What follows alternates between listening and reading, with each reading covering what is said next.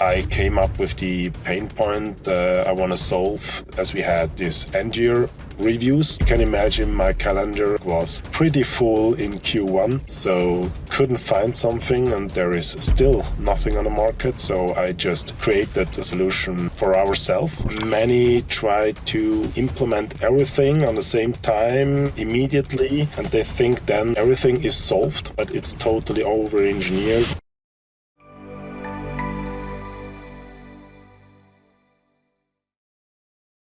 Hi everybody, welcome to the Devico Breakfast Bar. Here we speak with different people involved in the business landscape, share their expertise, delve into the latest tech trends, and explore the ins and outs of IT outsourcing. I'm Oleg Sadikov, and today I'm excited to have Bilâl Tahris, co-founder and CEO of FLOWIT. Don't forget to subscribe and hit the notification bell so you don't miss new episodes. Hi Bilâl, and thanks for joining me today.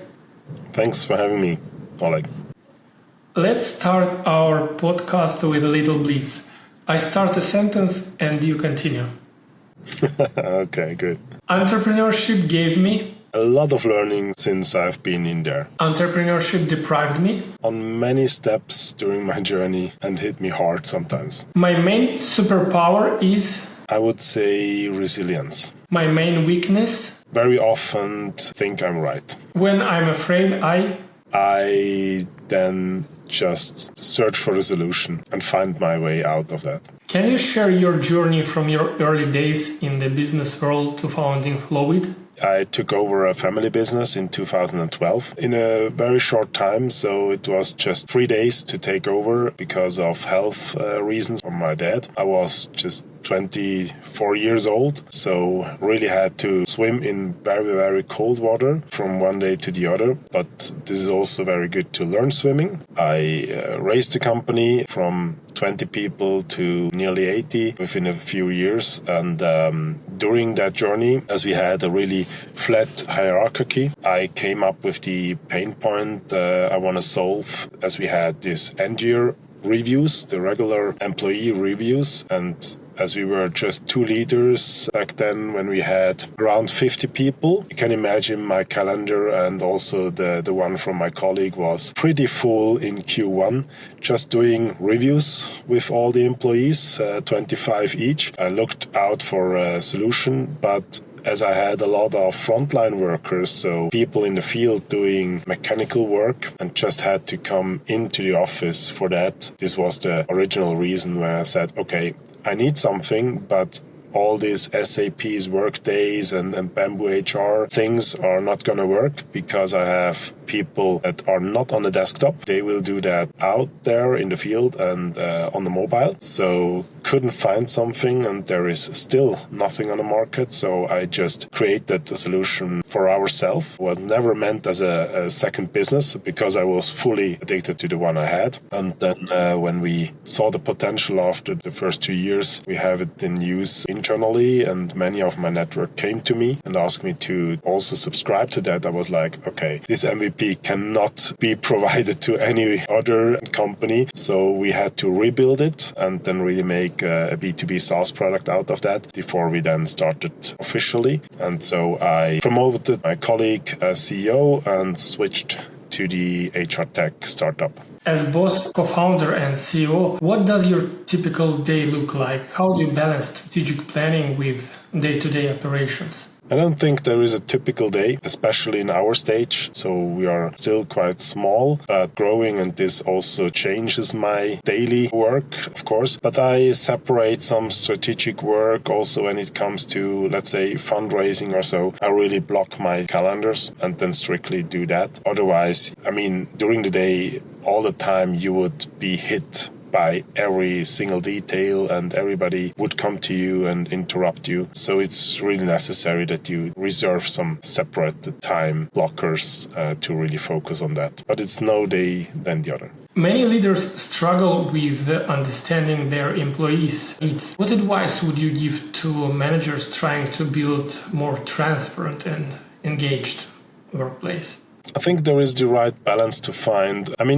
You can learn some practices. I didn't. because I just had to jump in and take over this 15 years ago. The thing is that some try to use as many tools and platforms and one-on-ones as they can, and then they are completely over-engineered. Also, some others think that you can use software and then that's it.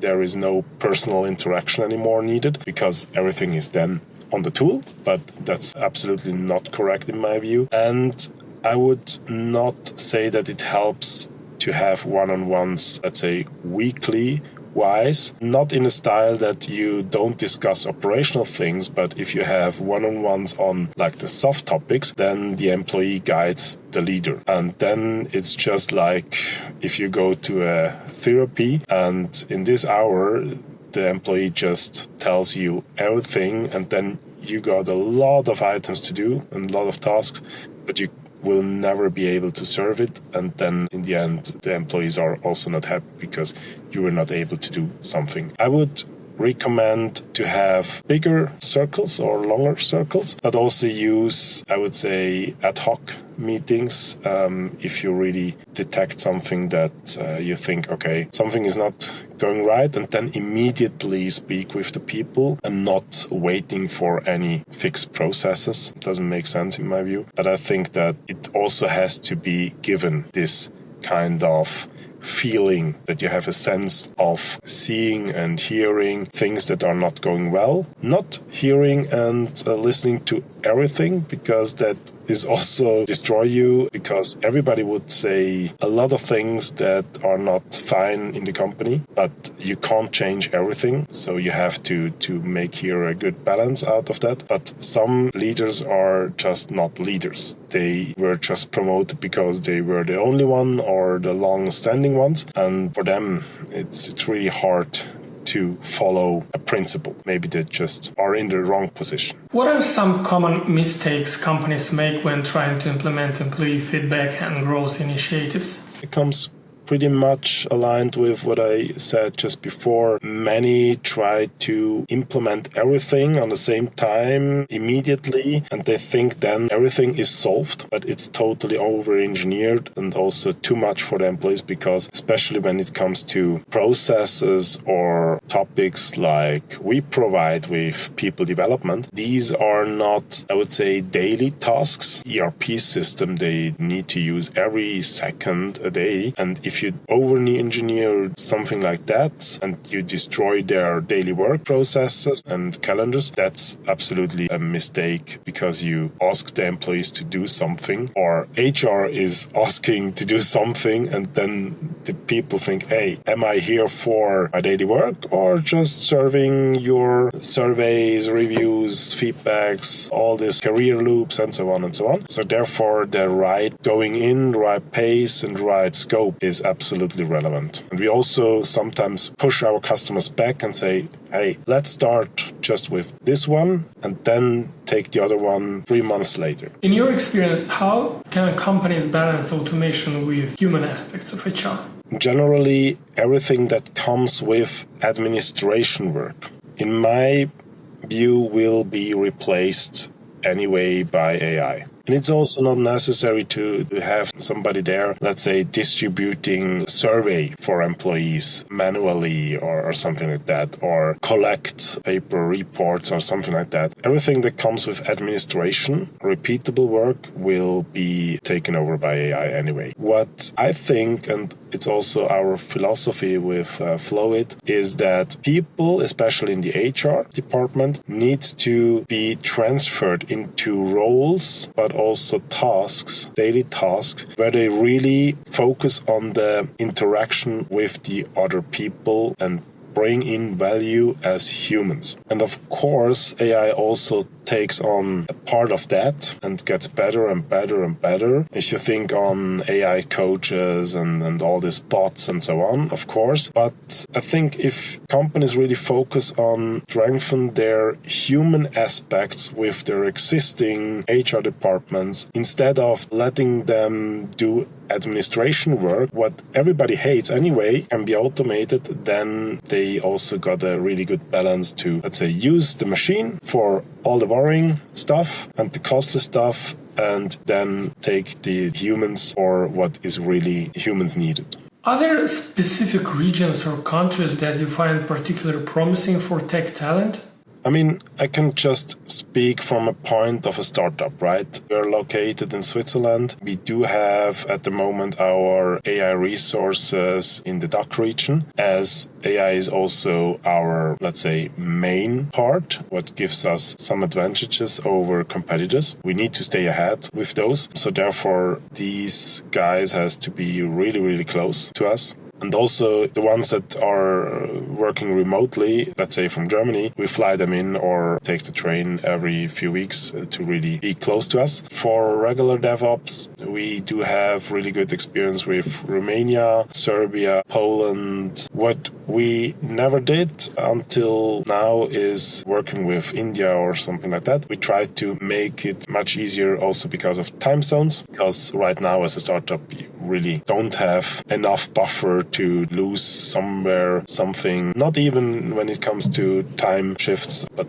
with all these countries, Romania, Poland, so we do have enough resources, good enough ones. Being based in Switzerland, do you notice any unique challenges or opportunities in the tech industry in your region compared to others? We do have absolutely great universities. We do have a lot of tech talents here. But on the same time, and this is a pro and contra, we do have all the European headquarters of the big ones like OpenAI, Microsoft, Google, and so on here in Zurich. And you can imagine that we cannot pay the salaries as they do. So they also take a lot of talents right from the university away. The ones that we get are really the ones that want to work for a higher purpose. They don't care about salary. They don't want to be a number in Microsoft or Google or something there. They really want to be part of something that is growing, that makes sense, especially with us as we provide platform and a coach for the employees, especially also frontline employees. This is where the purpose gets served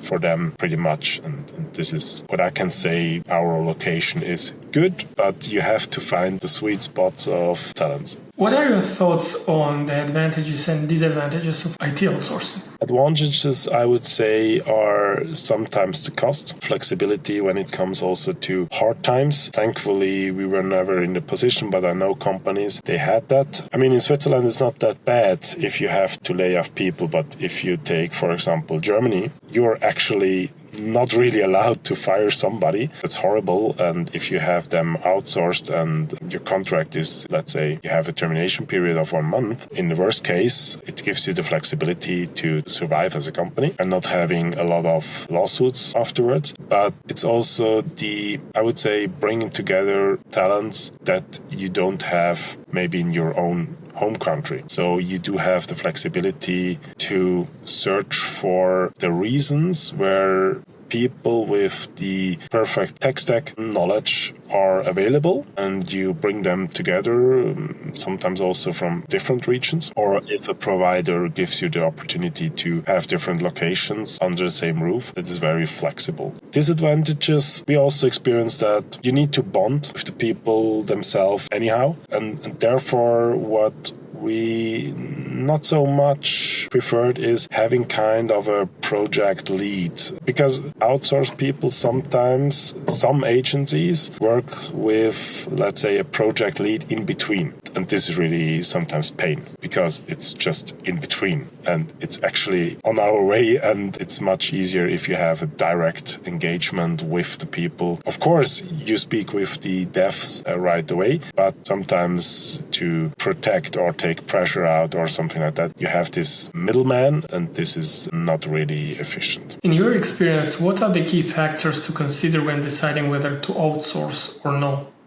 This decision is made out of what is really our USP. I would not outsource something that I would say is absolutely our USP, because then it's just too risky. We also had, for example, the case that the outsource agency fired a developer because of some personal reasons, and we didn't get the info before, and it was like, what? how can you fire somebody from our team? He was just cut out of our project more or less within a week, and that is crucial. And for us, it's like, okay, we do have the platform. Of course, everybody uses the platform, the regular one. But what is really differentiating us from others and competitors is how we interact with AI. That's why we have all the AI stuff in-house, because that's the one that is really our absolutely core. And also when it comes to investors, nobody wants to see that USP gets managed by somebody else. When working with IT outsourcing teams, what are the most effective ways to ensure alignment with the company's vision?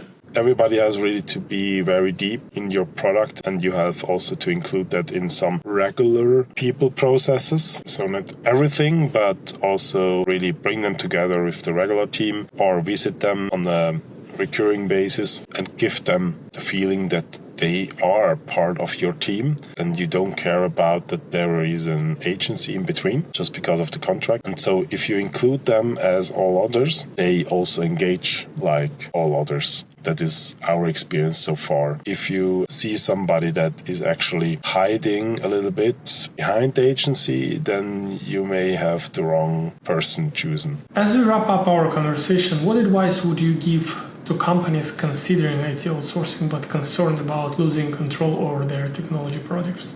There is always a possibility to test because there are many agencies out there. So why not giving dedicated projects or part of a project to somebody and invest 2 to 3 months and see what they work out and how they interact. If they really work like, let's say, a web agency that is absolutely not acting as an outsourcing. They really like to work from project to project and then end with that and then hopefully see the customer in 3 years again. And if you get this feeling, then it's the wrong one. If you really see them engaged and the quality is right, then why not starting? And you also not have to shift everything to outsourcing. That can be just part-wise and then try and error what is working, what not. Bilâl, really thanks for joining me today. Amazing, interesting conversation, valuable insights for my audience. Thank you very much. Yep. You're welcome. Thank you very much. If you enjoy our discussion and want to stay updated on the future episodes, don't forget to subscribe and hit the notification bell. That way you will not miss out on the latest insights and conversations from the Devico Breakfast Bar. See you in the next episode.